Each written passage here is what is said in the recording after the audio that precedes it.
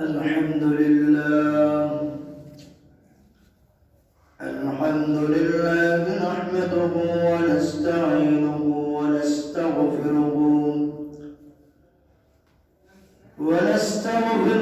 ونعوذ بالله من شرور أنفسنا ومن سيئات أعمالنا من يهده الله فلا مضل له ومن يضلله فلا هادي له ونشهد أن لا إله إلا الله وحده لا شريك له وداعيا إلى الله بإذنه وسراجا منيرا. فقد قال الله تعالى في كلامه المجيد والفرقانه الحميد: أعوذ بالله من الشيطان الرجيم. بسم الله الرحمن الرحيم. إن الله وملائكته يصلون على النبي يا أيها الذين آمنوا صلوا عليه وسلموا تسليما. اللهم صل على سيدنا محمد وعلى آل سيدنا محمد. اللهم صل على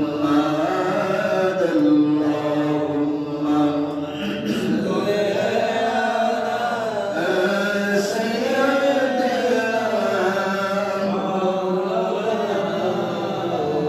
محمد وعلى آل سيدنا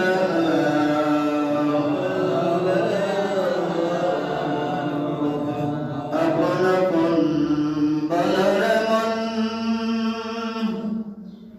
أفنتم عليكمنا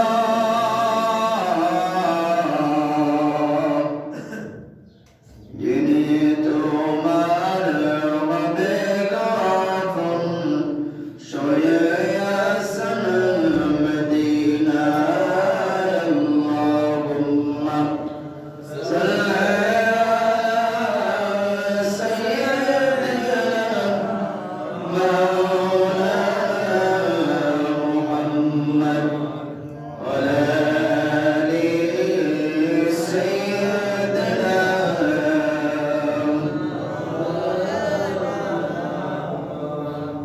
منع العلا بكماله كشف الدجى بجماله أسرت جميع بصاره.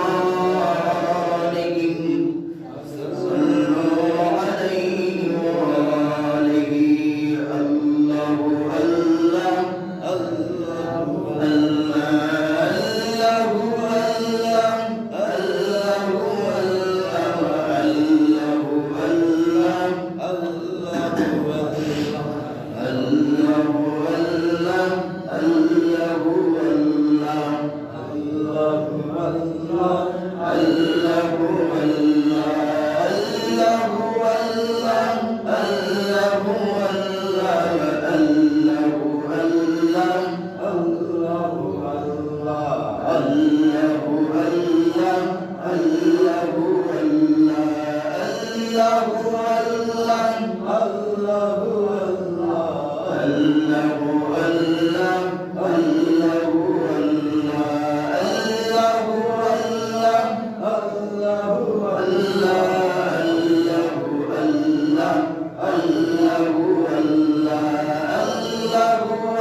الله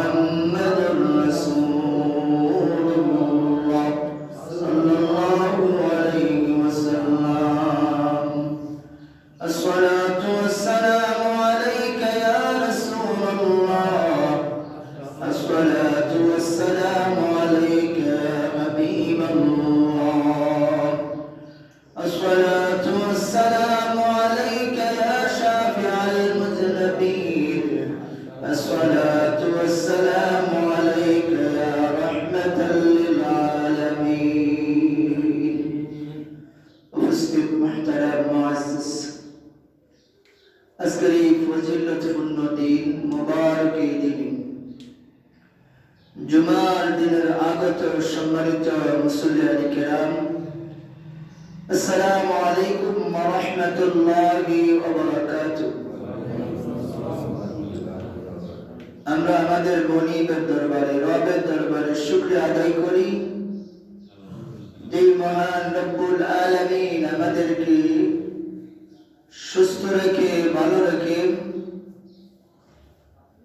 আল্লাহর এই জান্নাতের বাগিচায় আগে আগে আসার আল্লাহ সুযোগ করে দিলেন।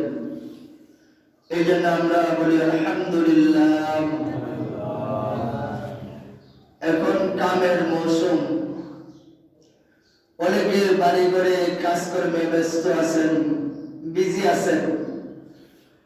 যতটুকু মাইকের আওয়াজ যাচ্ছে, যাদের কানে মাইকের আওয়াজ যাচ্ছে, কিছু সময়ের জন্য আপনার কাজটা বন্ধ রেখে আপনি সালাতুল জুমা আদায় করার জন্য চলে আসুন। নামাজ পড়বেন, যে খাওয়া দাওয়া করে আবার কাজ করেন, অসুবিধা নাই। আবার আসর পর্যন্ত কাজ করতে পারবেন, মাগরিব এশার পর্যন্ত সারা রাত করতে পারবেন, যতক্ষণ শরীরে স্বাস্থ্য ভালো থাকে। এজন্য কারো যেন জুমার নামাজ মিস না হয়। যাদের কানে মাইকের আওয়াজ যাচ্ছে, যারা এখনো কাজের মধ্যে আছেন, কাজটা এখন ছেড়ে দেন। এখন প্রায় 1টা বেজে গেছে, আর অল্প বাকি আছে 1টা বাজনের, অল্প বাকি আছে। কাম কাজ ছেড়ে দিয়ে তাড়াতাড়ি গোসল করে সুন্দর জামা কাপড় গায়ে দিয়ে এটা জুমার হক, সুন্দর ভাবে জুমার নামাজ পড়ার জন্য তাড়াতাড়ি মসজিদে চলে আসুন। আপনি যদি আল্লাহ রবের পথ থেকে বিমুখ হয়ে যান, অর্থাৎ এটাকে গুরুত্ব দেন না, আপনিও আল্লাহর রহমত থেকে বঞ্চিত হবেন। এই জন্য আজকের দিনটাকে বলা হয় সাইয়াদুল আইয়াম, সপ্তাহের শ্রেষ্ঠ দিন। জুমার দিনটা হচ্ছে সপ্তাহের শ্রেষ্ঠ দিন, গুরুত্বপূর্ণ দিন, ইম্পর্টেন্ট দিন এবং অত্যন্ত ফজিলতপূর্ণ দিন। কেউ যদি জুমার দিন মারা যায়, সে শহীদি মর্যাদা পাবে। সুবহানাল্লাহ। জুমার দিন আমি গুরুত্ব বুঝি না, অথবা আমরা বুঝতে চাই না, এটার মর্যাদা দিতে জানি না। আল্লাহর কাছে অনেক দামি একটা দিন এই জুমার দিন। গ্রাম দেশে এটার মূল্যায়ন কম। আল্লাহ পাকের দরবারে আমরা আবারও শুকরিয়া আদায় করি যে আল্লাহ তাআলা আমাদেরকে জুমার নামাজ আদায় করার জন্য আসার বসার তৌফিক দান করে দিলেন। দুরূদ আদায় করলাম, সুন্নাত আদায় করলাম। আল্লাহর দরবারে শুকরিয়া আদায় করি আবার আলহামদুলিল্লাহ বলি আলহামদুলিল্লাহ। সম্মানিত উপস্থিতি, আজকের জুমার খুতবার আলোচনার বিষয় হচ্ছে মসজিদ ও এর হেফাজত, সংরক্ষণ। মসজিদের কমিটির সদস্যদের কি গুণ, কমিটির সম্বন্ধে আলোচনা। মসজিদের মুতাআল্লিদের কি গুণ থাকবে, তার কি যোগ্যতা থাকলে সে কমিটির সদস্য হতে পারে, দায়িত্ব পালন করতে পারে, এবং তাদের কি কাজ, এটা সংরক্ষণ, এটার হেফাজত। আউযু বিল্লাহি মিনাশ শাইতানির রাজীম। বিসমিল্লাহির রাহমানির রাহিম। ইন্নামা ইয়া'মুরু মাসাজিদাল্লাহ মান আমানা বিল্লাহি ওয়াল ইয়াউমিল আখির ওয়া আকামাস সালাত ওয়া আতাজ যাকাত ওয়া লাম ইয়াখশা ইল্লাল্লাহ। যারা মসজিদের মুতাআল্লি হবেন, দায়িত্ববান হয়, তাদের এই গুণগুলো থাকতে হবে। ইন্নামা ইয়া'মুরু মাসাজিদাল্লাহ, যারা মসজিদে খেজমত করবে, মসজিদে যারা দান করে, যারা মসজিদে দান করবে, মসজিদের খেজমত করবে, মসজিদের সেবা শুশ্রূষা করবে, তারা একমাত্র আল্লাহর রাজি খুশির জন্য আল্লাহর প্রতি তার অগাধ ভালোবাসা বিশ্বাস থাকতে হবে। ইন্নামা ইয়ামুরু মাসাজিদ আল্লাহ, যারা নিশ্চয়ই যারা মসজিদের দেখাশোনা করে, মসজিদের নির্মাণ করে, আমি আল্লাহর ঘর নির্মাণ করে এটাকে সংরক্ষণ করে দেখাশোনা করে, আল্লাহ তাআলা বলতেছেন যে ওই ব্যক্তি যেন তার রবের প্রতি, তার মালিকের প্রতি, যাকে সন্তুষ্ট করার জন্য, রাজি খুশি করার জন্য সে এই কাজটা করতে আছে, অর্থাৎ আমি যে জানু দিলাম, কেউ আমাকে বাবা দিবে, মারহাবা দিবে, ধন্যবাদ দিবে, এটা নয়।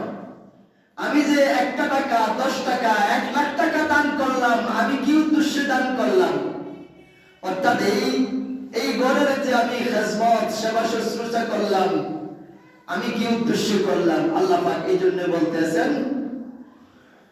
যে মাসাজিদ আল্লাহ, যারা কমিটির সদস্য হবে তাদের 1 নম্বর গুণ হতে হবে, তারা ঈমানদার হতে হবে, তাদের প্রতি, তারা তাদের রবের প্রতি তাদের অগাধ ভালোবাসা বিশ্বাস থাকতে হবে। 1 নম্বর শর্ত, যারা এই ঘরে খেজমত করবে, এই ঘরে যারা দান করবে, এই ঘরে যারা ঝাড়ু দিবে, এই ঘরে যারা দেখাশোনা করবে, তারা হতে হবে ঈমানদার, কলমাওয়ালা মুসলমান। এরপরে শর্ত হচ্ছে মান আমানা বিল্লাহ, তারা আল্লাহর প্রতি ঈমান আনবে, আল্লাহর প্রতি বিশ্বাস রাখবে। আমি যে একটু মসজিদের ইটের মধ্যে পানি দিলাম, এটা আমি আল্লাহকে খুশি করার জন্য দিয়েছি, আমি আল্লাহর থেকে লাভ পাবো, ফায়দা পাবো। আমি যে একটু ঝাড়ু দিলাম, এটা আমি আমার আল্লাহ পাক আমাকে আমার উপরে খুশি হবেন। আমি যে 10 টাকা, 5 টাকা, 100 টাকা দান করলাম, আমি যে সভাপতি, সেক্রেটারি, সহসভাপতি, কেশিয়ার, আমি যে মসজিদের দায়িত্বে আছি, একমাত্র আল্লাহ পাকের খুশি করার জন্য যা খেজমত করব, যতদিন আমার দায়িত্ব থাকে, এই উদ্দেশ্য একমাত্র মান আমানা বিল্লাহ, আল্লাহর প্রতি সে কি করবে, সন্তুষ্ট, ছেড়ে দিবে তার সব কিছু জিম্মা। সুবহানাল্লাহ। এরপরে সত্য হচ্ছে ওয়াল ইয়াউমিল আখির, আখিরাতের প্রতি তাদের কনফিডেন্স থাকতে হবে, বিশ্বাস থাকতে হবে যে আখিরাতে এটার আমি প্রতিদান পাবো। প্রথমে শব্দ হচ্ছে ঈমানদার হতে হবে, এরপরে আল্লাহর প্রতি তার বিশ্বাস, ভালোবাসা থাকতে হবে, আখিরাতের প্রতি বিশ্বাস রাখতে হবে যে আমি আখিরাতে হাসর ময়দানে উঠব, আমি যে এটার জন্য আমি যে দান করছি, আমার নাম বলছে আর না বলে নাই, আমি যে 10,000 20,000 টাকা দিলাম, নাম বলছে আর না বলছে, আমি একমাত্র আল্লাহর খুশি করার জন্য দিছি, এটা আল্লাহ দেখছেন, দেখছে। আমি যে এটার খেজমত করলাম, জাকাত দিলাম, জমি দিলাম, এটার জন্য শ্রম দিলাম, আল্লাহ দেখছেন, দেখছে। আপনার এই আকীদা, এই বিশ্বাস থাকতে হবে যে আমি আল্লাহর কাছে এগুলোর প্রতিদান কাল হাসরের ময়দানে পাবো। সুবহানাল্লাহ। এই গুণগুলো থাকতে হবে, যারা দান করবে, যারা খেজমত করবে, তারা দায়িত্বশীল থাকবে মসজিদের। এরপরে শব্দ হয়েছে ওয়া আকামাস সালাত, যারা এখানে খেজমত নিয়ে থাকবে, তারা নামাজ পড়বে, নামাজ কায়েম করবে, নিজেও পড়বে, অন্যকেও নামাজের কথা বলবে।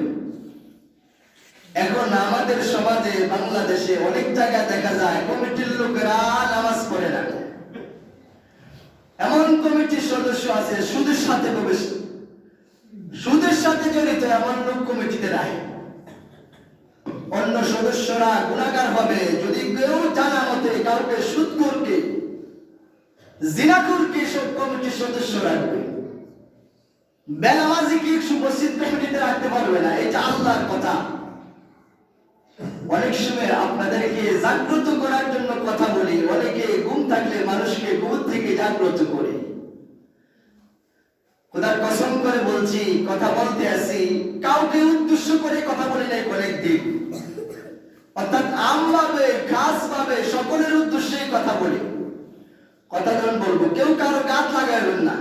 অনেক সময় মানুষের হকের জায়গাগুলো আজকে বন্ধ হয়ে যেতেছে। এই জায়গাটা এখান থেকে হকের আওয়াজ সত্য অর্থাৎ ন্যায় কথাটা উচ্চারিত হবে। আজকে আমরা ইমামরা 100%-এর 99 ভাগ একবার তো আমরা বলি না ন্যায় কথাটা, সত্য কথাটা বলতেও পারিও না, বলিও না। বললে দাওয়াত কমে যাবে, আমার সাপোর্ট কমে যাবে। আমরা বলতে পারি না। আমি গুনাহগার, দুই একটা কথা যে সময় বলি আমি আপনাদের কাছে আজকে আবার স্মরণ করে দিতে চাই। যারা দেখেন ইমাম আছে, সর্দার আছে, মেম্বার আছে, চেয়ারম্যান আছে, টিউন আছেন, ডিসি আছেন, এমপি আছেন, মন্ত্রী আছেন, অর্থাৎ দায়িত্ববান প্রতিনিধি করে জনগণের সেবায় খেজমিত যে দায়িত্বগুলো, যে লোকগুলো দায়িত্বে আছে, এই লোকগুলোর থেকে যদি হক এবং ন্যায় উঠে যায়, মানুষ বেবিচারিত হয়ে যাবে, মানুষ পথভ্রষ্ট হয়ে যাবে। মানুষ কি অন্যায় কন্যা অপরাধ কন্যা চিনবে না, বুঝবে না। এটা এখন চলে যাচ্ছে, এখন এই জিনিসটা নাই। এই জন্য যে 99% বাদ, 1% নাই গেল। এটা থেকে আরো বাদ দিয়ে যা থাকে সামান্য বুদ্ধুল যদি বলি, কারো গাত লাগাবেন না, কাউকে উদ্দেশ্য করা বলতেছি না, আপনাদেরকে জাগ্রত করার জন্য। আপনারাও যেন আল্লাহর ফাকরাও থেকে বাঁচতে পারেন, আমিও যেন বাঁচতে পারি। আগে আমি গুনাহগারকে ধরবো, আগে আমি হিসাব দিতে হবে। যে কমিটির দায়িত্ব ছিল সমাজে কোন লোকটা নামাজ পড়ে না, মসজিদ কমিটির দায়িত্ব শুধু এতটুকু না যে একটা বিল্ডিং নির্মাণ করবে, মাসে মসজিদের ইমাম সাহেবকে বেতন দিবে, এটাই কমিটির দায়িত্ব না। এখন আমরা মনে করি এটাই দায়িত্ব, আমি সুন্দর কারুকার্য করে সুন্দর করে মসজিদ সাজাবো, ইমাম সাহেবের বেতন দিব, আর যা কিছু আমার দায়িত্ব না। না, আপনার সেই সমাজ আপনাকে যতটা সদস্য বেতন দেয়, খাওয়া দাওয়ার পড়ায়, আপনি যাদের কাছে যান, এই কমিটি এই এলাকার যতগুলো সদস্য আছে আপনার আন্ডারে, আপনাদের আন্ডারে, আপনাদের দায়িত্ব, সর্বপ্রথম দায়িত্ব ইমাম সাহেবের। ইমাম সাহেব কাল হাসরের মাঠে আসামির বেশি উঠবে যদি ইমাম সাহেবের দায়িত্ব ইমাম সাহেব পালন না করে। আগে 1 নম্বরে ইমাম সাহেব, এরপরে ধর্ম সভাপতি, সহসভাপতি, সেক্রেটারি, ক্যাশিয়ার।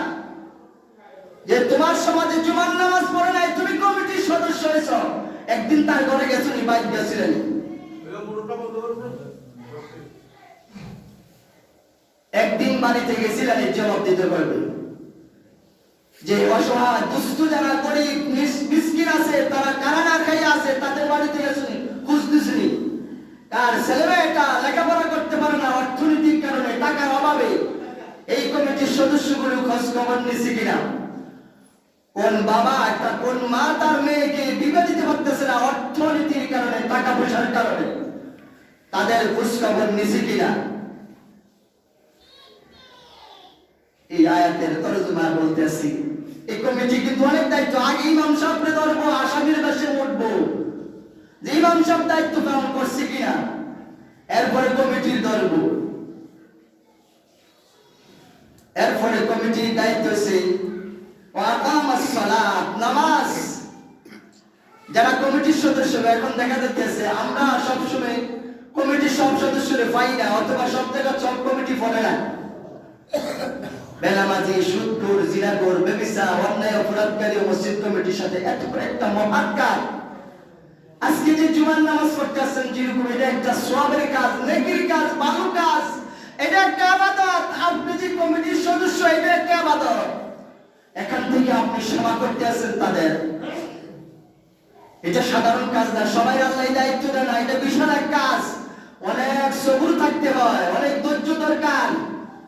এটা পাবলিক ফাংশন, এটাতে আপনি যদি সুন্দরভাবে ওই যে কইয়াছি রতন গাইয়াছি যে আল্লাহর প্রতি ভালোবাসা, একমাত্র সন্তুষ্ট আল্লাহর উদ্দেশ্যে থাকবো,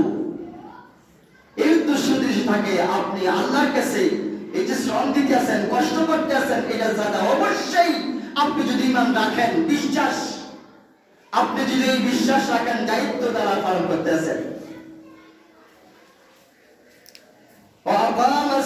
তারা হবে নামাজি। এই জন্য যারা উপস্থিত আছেন কমিটির সদস্য, আপনি কমিটি হইয়া যদি নামাজ না পড়েন, মসজিদে না আসেন, তাহলে এই দায়িত্ব থাকা লাভ না। আপনাকে 5 ওয়াক্ত নামাজের পাবন্দী হতে হবে আগে।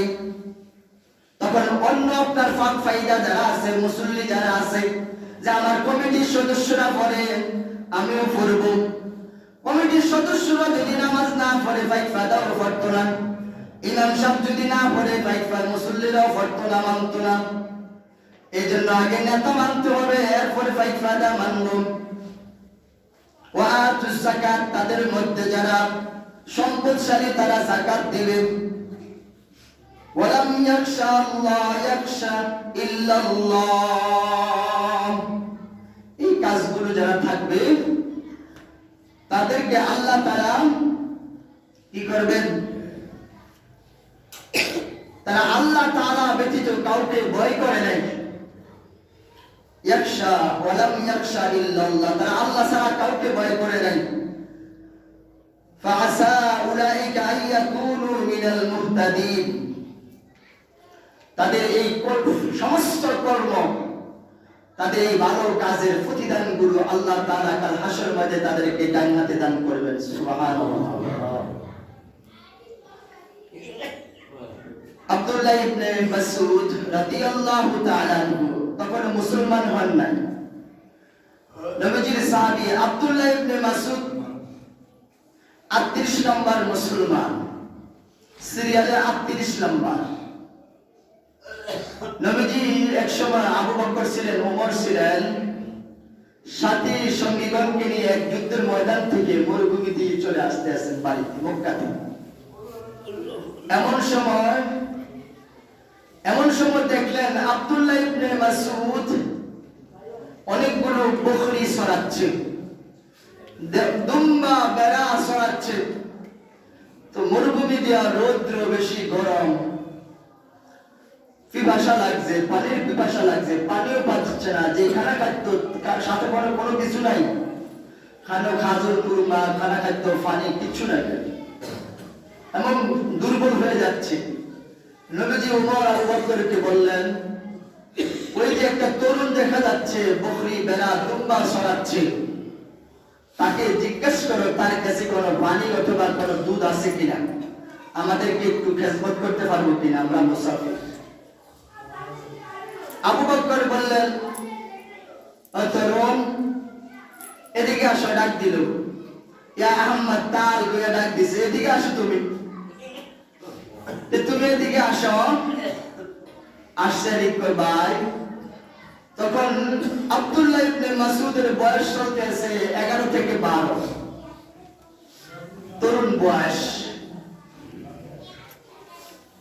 আব্দুল্লাহ ইবনে মাসউদ কাছে আসলেন এবং নবীজি সরাসরি কথা বলতেছে। নবীজি আব্দুল্লাহ ইবনে মাসউদকে বললেন, ও আব্দুল্লাহ ইবনে মাসউদ, তোমার কাছে কোন দুধ আছে কিনা, পানি আছে কিনা, আমাদের পিপাসা লাগছে, খিদা লাগছে, আমরা মুসাফির, আমাদেরকে একটু সেবা করো, খেদমত করো। আব্দুল্লাহ ইবনে মাসউদ বলেন, আমার কাছে দুধ আছে কিন্তু দিতে পারবো না। আব্দুল্লাহ ইবনে মাসউদ তো নবীর চিনি না তখন।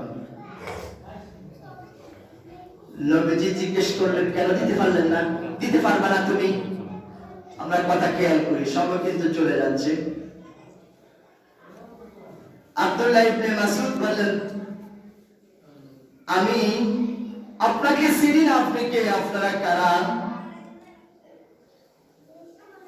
আমি একজনের জিম্মাদারে আছি, আমি আমার মালিকের বকরি দুম্বাগুলো সরাচ্ছি।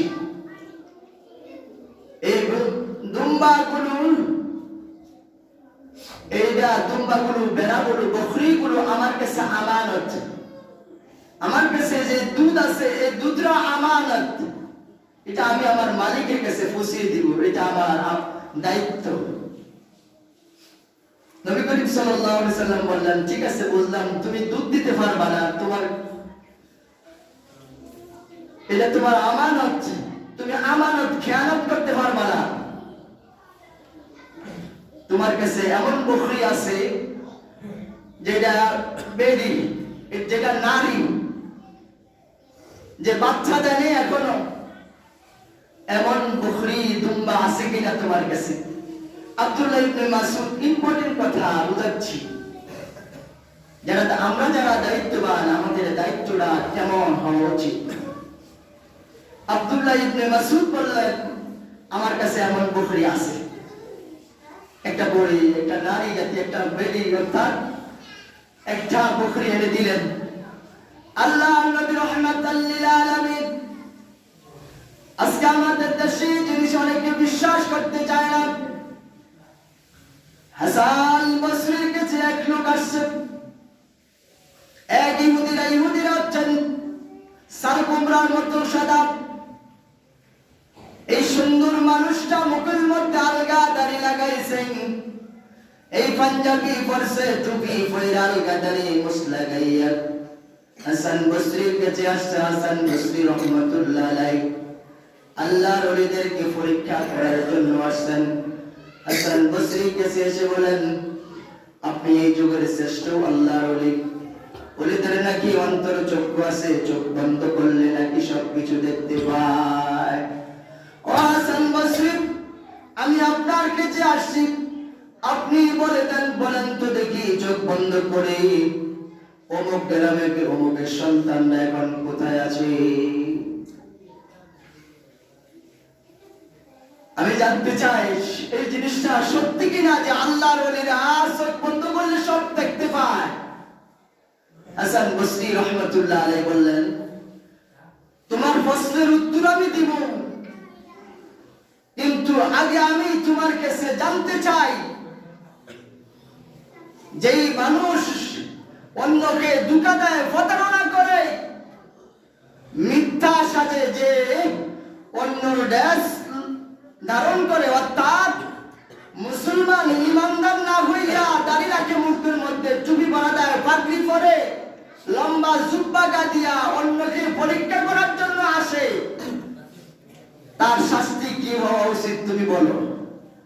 ইহুদিরা, ও হুজুর, ও হাসান বসরি, আমি উত্তর পেয়ে গেছি, আমাকে আর উত্তর দিতে হবে না, আমাকে পড়াইয়া দেন লা ইলাহা ইল্লাল্লাহ। সুবহানাল্লাহ বলবেন না?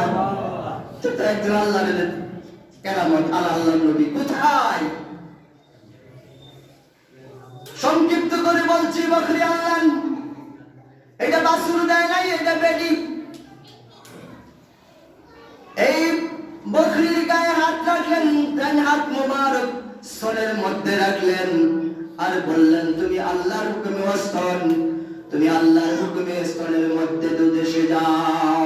সুবহানাল্লাহ, সুবহানাল্লাহ। আল্লাহর নবী এই ডান হাত মুবারক এই বকরির স্তনের মধ্যে রেখে এই কথা বললেন, এই বকরির স্তনের মধ্যে দুধ এসে গেলেন। সুবহানাল্লাহ। আল্লাহর নবী এই নিজ হাতে হাত মুবারক দিয়ে বকরি থেকে দুধ দহন করে নিজে খেলেন, সাহাবায়ে কেরামকে খেলেন, আবার হাতটা এই স্তনের মধ্যে রাখলেন।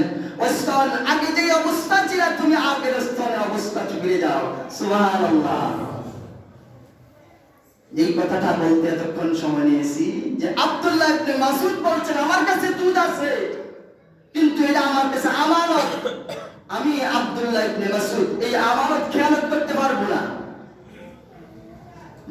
যারা সদস্য হবেন, তাদের দ্বারা যেন আমানতের খেয়ানত না হয়, তারা এরকম আব্দুল্লাহ ইবনে মাসউদের মতো আমানতদার হতে হবে। নবীজির দাদা আব্দুল মুত্তালিব যখন খানায় কাবা ঘর বানতে আসছে,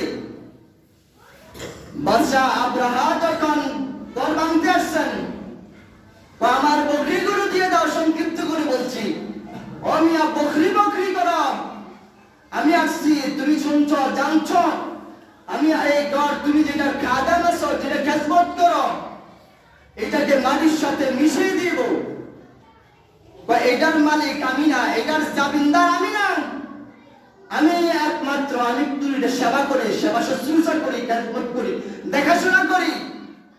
এই ঘরের মালিক যিনি, ওই মালিক তার ঘরের হেফাজত করবে, রক্ষা করবে। তুমি যা মন্দ তা করো, আমার পক্ষে আমারে দিয়ে দাও। সুবহানাল্লাহ। এই দাড়ি দিয়ে নবীজির আব্দুল মুত্তালিব এই দাড়ি দিয়ে এই ঘর ঝাড়ু দিতেন। আমরা মনে করি এখন আমি সভাপতি, সেক্রেটারি, ক্যাশিয়ার, আমি সদস্য, আমার এটা মালিক ইজ্জত কমে যাবে আমি যদি একবার ঝাড়ু দেই। ইমাম সাহেব বেতন দিয়ে রাখছি, ইমাম সাহেব ঝাড়ু দিব। আপনি এই সওয়াব থেকে বঞ্চিত হচ্ছেন। যারা কমিটির দায়িত্ব 1 থেকে 100 পর্যন্ত তাদের সব দায়িত্ব তাদের। কোন লোকটা এই সমাজে নামাজ পড়ে না, গাইয়ে গেছি, সময় শেষ। এই জন্য যারা কমিটির সদস্য হবেন তাদের সত্য বলবো না, কঠিন কথা বলবো না, নরম ভাবে বলে যাইতেছি, বলছি শেষ। যারা দায়িত্ব, আপনারা নামাজ পড়তে হবে, নামাজ আপনাদের থেকে এক ওয়াক্ত সরে যাবে না, তাহলে আল্লাহর কাছে আশান্বিত হতে হবে। আপনারা যারা দায়িত্বে থাকবেন, আপনাদের ছেলেমেয়েরা মুক্তবে লেখাপড়া করে কিনা এটা আপনাদের দায়িত্ব, খোঁজ খবর। আপনারা এটার প্রতি অগুরুত্ব দিচ্ছেন, অবহেলা করছেন মাদ্রাসার প্রতি। আপনারা আল্লাহর কাছে দায়ী দিতে হবে। প্রত্যেকটা শীত আসলে, আমি 2টা শীত কাটে গেছি, এটা 3টা। এই নভেম্বর মাসে 2 বছর পূর্ণ হইব। শীতকালে যখন শীত আসে ওরালে কাফে কেন বুঝেন তো? এটা তো খোলামেলা টিনের ঘর, চারিদিক দিয়ে বাতাস ঢুকে। আর যখন মেঘ আসে, মেঘ বৃষ্টি করে। আর যে এত বছর উত্তর করছেন, নিচের রোডটা কত ফাঁকা করেন নাই। আমি এই পাইছি সাদি শর্ট, অর্থাৎ সালা পাইছি। এটির ফালাইয়া মুসলিম ভাইসা, তারেক ভাইসা অনেক কষ্ট করে প্লাস্টিকের শর্ট কিনছি। যারা বুদ্ধিমান, যারা জ্ঞানী, যারা সালাক, বাড়িতে কিছু মিলাদ পড়তো 3-4 পাল্লাই দিয়েছে। নতুন না পালাটা রাখা, তারা তো গাড়ি বেশি, বুদ্ধিমান বেশি, সবের নিয়তে নতুনটা রাখা সাড়ি পুরানটা দিছে। পুরান 3-4টা এখন হাইলে সিরে নষ্ট হয়ে গেছে। কেমনি কিনছে মুসলিম ভাই জানেন, আমার সহসভাপতিও জানে। অনেক কষ্টের বিনিময়ে গুলা জোড়া হয়েছে। মাইন্ড করবেন না, যারা নিতে আছেন গুণাগার করতে আছেন। এটা মসজিদ মাদ্রাসার জিনিস ব্যক্তিগত নিয়ে ব্যবহার করা যায় না। আপনি মিলাদ ফরান, ওয়াজ করতেন, মাহফিল করেন, এটা নিতে পারবেন না। আমাদের গ্রামে গতবার আমি রাস্তার মধ্যে খেত দিছি, তো আমার চাচারও খেত জন্মে গেছে। তো বলাই আমার লগে লাগছে, 2 টাকার ডাক্তার আমি দিতাম খেত। তো আমি চলে যাবো, আমার ছুটি শেষ, আমার এগুলো কমপ্লিট করে আমি চলে যেতে। আমি সবসময় এটা করি। অন্যরা কইতেছে মানানা সাহেব যাই দিব, মানানা সাহেব টাইম মতো আসে, টাইম মতো কাজ শেষ কমপ্লিট করে যাই দিব। আপনি কমিটির কাছে যান, কমিটি ঈদগাহ মারে দিব। কমিটি আমাদের ঈদগাহ মসজিদ কমিটি ওনাকে দেয় নাই, উনি 500 টাকা দিব বলছে, খেতটি হুগাইব। এমন কমিটি হওয়া চাই। কেন আমার সন্তান, আমার বাপ, আমার দাদা, আমার চাচা আমার খাতির জায়গা দিচ্ছে, জমি দিচ্ছে, এইটা দেখার বিষয় নাই কমিটির সদস্যরা। এখানে এটা পাচ্ছি না এরকম। তারপর আবার হয়তো কমিটিদেরকে, কমিটির সদস্যরা যে কোনো সিদ্ধান্ত নেবেন, এককভাবে কোনো সিদ্ধান্ত নেওয়া যাবে না, এটা গুণ হবে। অফিললি বললাম এককভাবে কোনো সিদ্ধান্ত নেবেন না। যতগুলো 11 সদস্য, 15 সদস্য, 20 সদস্য, 5 সদস্য সবাই মিলে পরামর্শ করে, এটার মধ্যে বরকত, এটার মধ্যে শান্তি। যারা কমিটি আছেন, আমি অনুরোধ করব আপনারা মসজিদের দেখাশোনার পাশাপাশি আপনারা মক্তবের প্রতি গুরুত্ব দেন, মক্তবটার প্রতি আপনাদেরকে সচেতন করতেছি, রাগ করেন না, আপনাদেরকে জাগ্রত করতেছি। আমি দেখতেছি এটার প্রতি আপনাদের বুরুককে ফেলাই যায়, যে এটার প্রতি আপনারা কর্ণপাতই করেন না। মক্তবটার প্রতি প্রথম শিক্ষা একটা গুরুত্বপূর্ণ মক্তব। আপনি ওইখানে বিসমিল্লাহ শিখলে না ওযু করতে পারতো, ওযুটা ওইখানে শিখলে না ওযু করতে পারতো। তো এটার প্রতি আপনারা গুরুত্ব দেন না কেন? এটার প্রতি গুরুত্ব দেন। যারা খেজমতে আছেন, একমাত্র তাওয়াক্কুল আলাল্লাহ, আল্লাহর প্রতি ছেড়ে দিয়ে, তারপর আপনি যদি তাকওয়াবান হন, নবীওয়ালা হন, তাহলে আপনার এই দায়িত্ব পালনকালীন আপনাদের কাছে আল্লাহর মদদ আসবে, আল্লাহর সাহায্য আসবে, রহমত আসবে। এই কমিটির সদস্যগুলো যদি নামাজি হয়, তাকওয়াবান হয়, অন্যকে নামাজের দিকে ডাকে। এজন্য সময় শেষ, কাম কাজের দিন। যারা দায়িত্ব শেষেন, এজন্য সবারই দায়িত্ব আছে যে আপনি, আর হাদিস শরীফে আছে যে আল্লাহর ঘর বানায়, এই খুতবা আছে আজকে, যারা আল্লাহর ঘর বানায়, আল্লাহর ঘর সহযোগিতা করে, খেজমত করে, আল্লাহ তার জন্য জান্নাতে ঘর বানাবেন। সুবহানাল্লাহ। এটা অনেক বড় কাজ, অনেক সুন্দর কাজ, অনেক উত্তম কাজ। এই জন্য এই কাজকে আপনি অবহেলা করতে পারেন না, সততা নিষ্ঠার সাথে। এই জন্য করছি, যারা ক্যাশিয়ার যারা আছেন, যারা সেক্রেটারি আছেন, যারা দায়িত্বে আছেন, তারা আমানতদারি ঠিক রাখতে হবে, রাগ করা যাবে না। আমানতদারি ঠিক রাখা যাবে, এক পয়সা এক ইঞ্চি পরিমাণ আমানত খেয়ানত করা যাবে না। আল্লাহ পাক আমাদেরকে এই কথাগুলো আমল করার তৌফিক দান করুক। ওয়া আখিরু দাওয়ানা আলহামদুলিল্লাহি রাব্বিল আলামিন। মা আসসালাম, আসসালামু আলাইকুম ওয়া রাহমাতুল্লাহ।